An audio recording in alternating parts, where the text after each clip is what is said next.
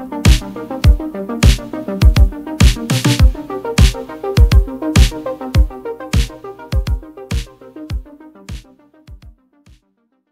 keep the pitch to a minimum, but I brought my customer, one of my longtime customers up. These guys were customers of mine at Humio when we were taking Humio 0 to 1. They follow me, they Axiom, like a lot of my CrowdStrike customers call me for relief now. And so Ken will tell you how it is. And I told him, no, unscripted, just say how it is. And essentially, I just want to give you like a quick pitch. I hate doing this because I don't want to be disingenuous, but I'm very passionate, like you said, about what this problem is for the organization. I've been talking to thousands of customers over many years and hear constantly the same problem. Is I can't see everything in my environment and I can't retain it as long as I need to retain it. And there's a lot of different barriers there. And I fundamentally believe there's two sides to that problem. There's a technical problem that needs to be solved around that. And there's a commercial problem. Well, I get the fun task of solving the commercial problem here at Axiom. They gave me the opportunity to lead this and innovate commercially and create a license model and a deployment model that makes it so we can't help people on the commercial side, but on the technical side, what impressed me about Axiom when I randomly found these guys is they were proclaiming to do something entirely different, built from the ground up. And I said, BS. And I went and tested it myself because I have an engineering background. I went and shopped that for about 9 months before I signed on. So anyways, it's a purpose-built system built to have less compromise for the customers. So it's, the idea in the future is to go all the way and say there's no compromise. You need to see everything for as long as you need to see it. And that's the fundamental foundation around data that gives you the opportunity to build value on your data in the future. And I think that's where we're all going and we want to be. And there's a lot of things preventing that. So more data, better answers. And what we're doing is we're an event platform around logs and traces and soon to be metrics support. We're fundamentally doing that in a single data store, single tier of storage, always available. But logs and traces today.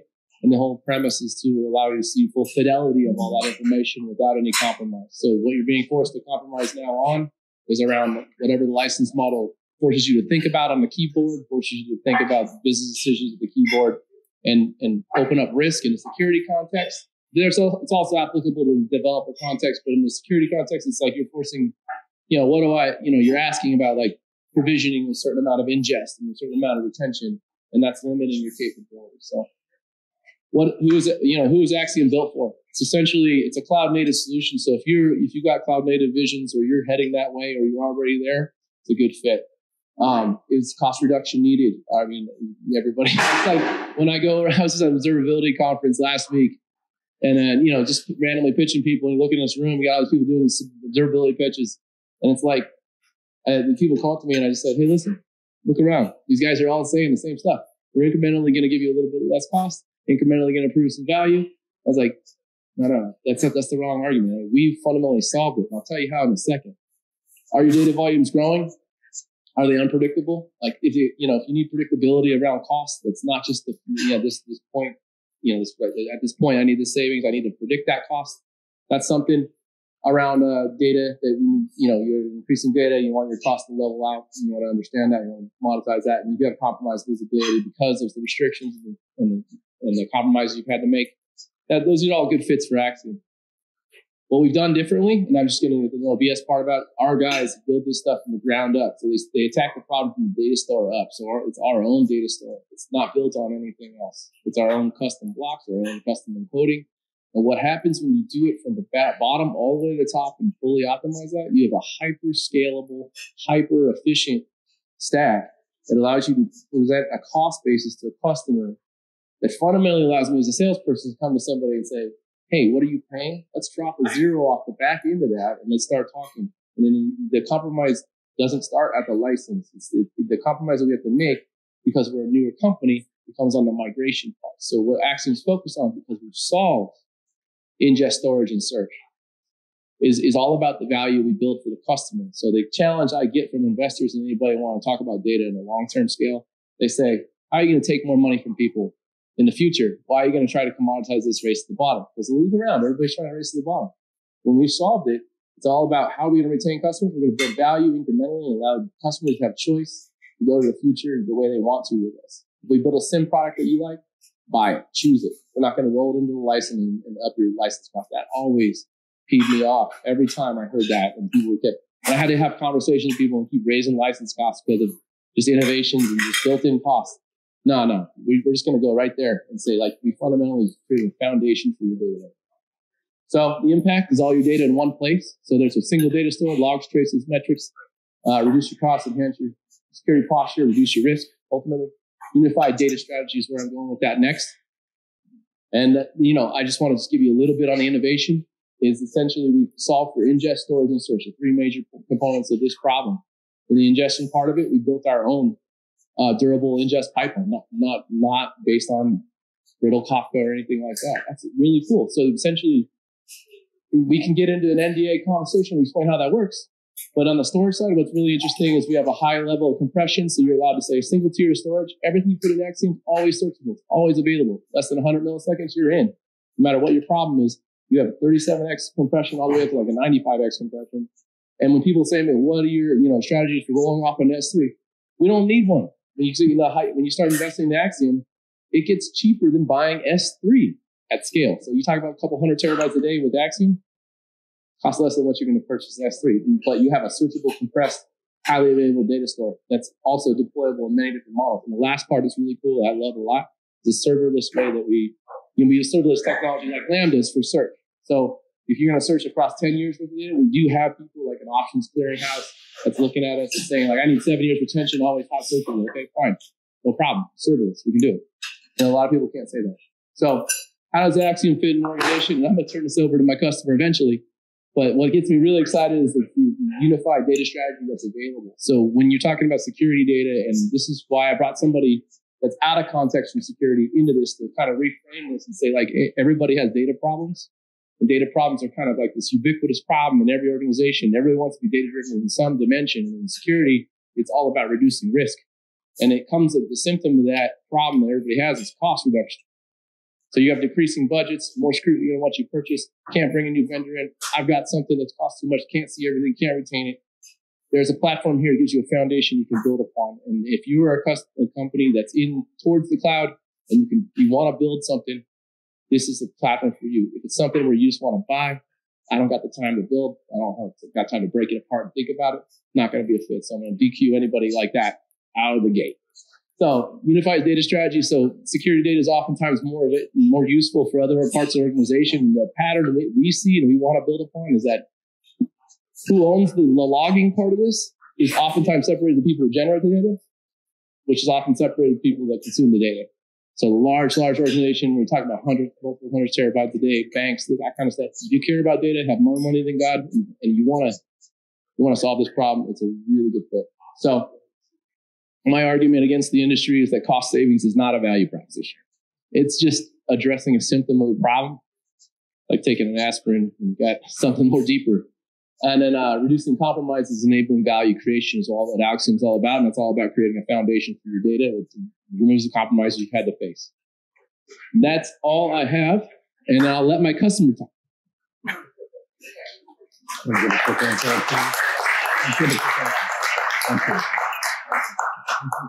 Intro, Kim. Oh, I think. Right. A fun story. So, Ken Menuza here is a big user of Axiom. He was also, how much of the Humio did you use before? A couple of years. Yeah. It was like 3 years almost as a Humio customer. Our org was like maybe 5. And then we're now on a couple months into our Axiom journey. Yeah. Cool. So I work for M1 Finance. I'm a infrastructure DevOps engineer. We're a small company, Chicago, started in Chicago about 8 years ago. Mid-sized startup. So our team's small. We're a lean company. I sit next to our security guys, but I run all of our infrastructure and our DevOps. So AWS accounts, Kubernetes clusters, talking with people like Jason, vendors, and just kind of everything to get us out. Have some cards here if you're interested. Our platform is to build wealth for everyone. So basically, just kind of breaking down barriers in the finance industry and making sure that everyone has access to tools to grow their wealth and make money. We have industry leading savings accounts rates at 5%. A lot of people don't know what their savings account rate is. Go check it if you don't. People think 3% is good. It's not. You're not making 5%. You're just throwing money away. I've got some cards here you can scan and get a boosted rate for a little bit. But go check your savings account rate, and I bet you it's not 5%. I appreciate that. Thank you, Ken. So, and just so you know, if you're not familiar with M1 Finance, they're by far the undisputed champion within that self-directed investment platform. So when you guys go out there, you'll understand. But again, there's obviously some components where they're able to provide that. But one of the things that comes into that, so Ken is not a security professional by trade, but because of his world in the data world, because everything that we're protecting is wrapped around data. At the end of the day, you guys are information security specialists, and that information usually sits in data. That can be from a log or a SIM component. Wherever you're storing all of that data, there's somewhere where it goes. In Ken's world, all he's dealing with is data on a day-to-day basis. M1 Finance is churning through massive amounts of data. And I'll kind of ask him kind of how he approaches that. But again, when we think about it, in the data world, there's a whole subset of IT folks on the data side that is similar into the security world. These are unsung heroes in that world. They're not the ones that are looking for accolades. They're just churning through data, making sure that everything is getting to where it needs to go from a revenue perspective, and making sure that the users of that data, who's consuming it, who's creating that data, all of those components are cared for. So Ken, I'll kind of jump in. And so just so you know, this is more of a fireside chat that I usually do. So it's going to be mainly you and me talking, but you guys can put in. And typically I encourage a drink. What you got? What do you got? So you keep that. I've got a mic. And then, I'm a rum drinker if you don't know it. And so I just had a double pour of Eldorado. So cheers. So, without giving away any trade secrets, help me understand the complexity of data in the world of M1. So, there's a lot of different angles of data and different places of data showing up. So being in the fintech world, we're dealing with like large legacy, financial institutions, different types of data integrations, anywhere from, just your standard SFTP servers, flat files, integrations. We got some modern things where we get to do things like AWS Private Link and everything like that. But there's kind of data coming from everywhere. We're a small new company and we're trying to find our space still a little bit. So, you never know what data you need or is going to be valuable. You don't know where you're going to need it. We like to empower our teams to make data-driven decisions and have that at their fingertips. And then in the observability world, there's a whole nother layer of data everywhere. Everything is emitting tons and tons of data, and trying to, on my end, wrangle that into a place, but then also afford it is a big problem that we have. You've got a cost component. Because of the amount of data you bring, there's a cost component that comes into that. Kind of stated it a little bit, and I'll ask you to kind of expand upon it, but you stated it earlier. You sit side by side with the security team. How have you guys kind of bridged the gap of a lot of times some of these technologies, they all sit in interesting little silos. But it sounds like that you guys sit pretty closely and obviously have to communicate and collaborate. Yeah. How does that work within the data side of the house and then the security side of the house so that you guys can get things done? Yeah. I believe strongly in empowering people to get stuff done. So whenever a team comes to me with problems, I try to teach them how to do stuff. With the security team, it's the same thing. They come to me and they say, we have these logs, we need to get them to this platform, we have this thing we need to do. And I teach them how to do it and show them the places that they can trigger these changes and then make these things happen. So that's like a daily partnership at this point where we're constantly trying to enable them to be able to do their job that they need to do. and that they also have the tools to do what they need to do, securely, efficiently, all those things. So have you come across situations where you've got the business and the leadership side of the house coming down and saying, I need you to provide me all of this specific data to make these business decisions, or provide some intelligence around this data, whatever it might be. So you have on one side them requiring or requesting stuff from you, and then on the other side you have security saying, you can't do that. You're putting us at a significant amount of risk. And if you've had that situation, have you kind of you're stuck in the middle. You've got two sides of the house telling you can't and you can. Yeah. I think, I don't know, I like to reframe it. Like, we're small enough that like both those people are sitting in another discussion and we're just talking about how do we make it happen. It's less of a like, you can't do it, and it's a, how do we do it securely? So, like, obviously as you scale, things start to change a little bit. But we've done everything we can to say like, no, it's how do you do it? Not like, are we allowed to do it? Cool. So, within your world or your expertise in the world of data,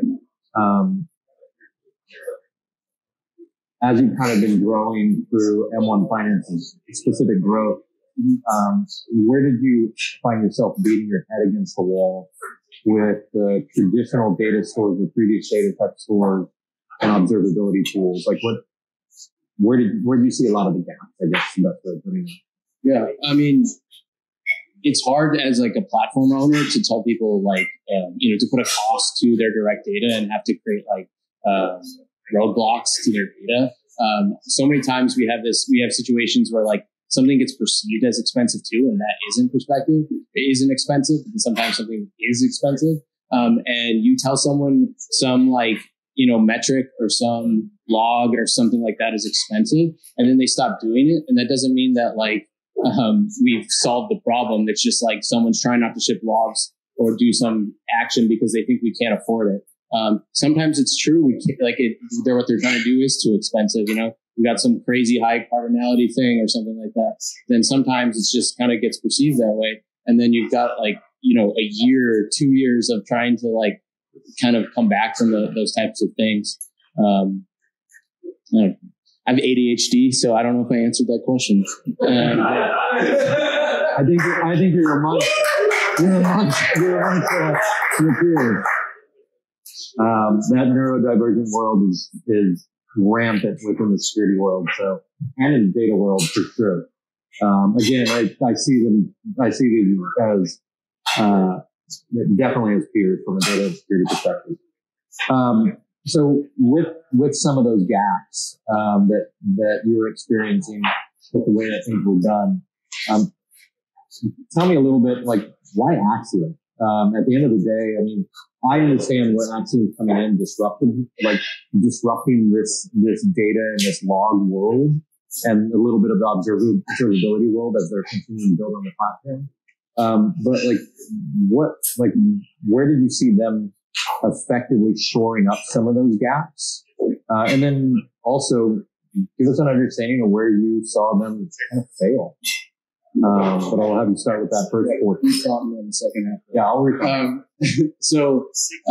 Well, again, we started on a product called Humio, which is a lot like Axiom. We got used to tons of real-time data right at our fingertips, not really having to think about ingest limits, not having to think about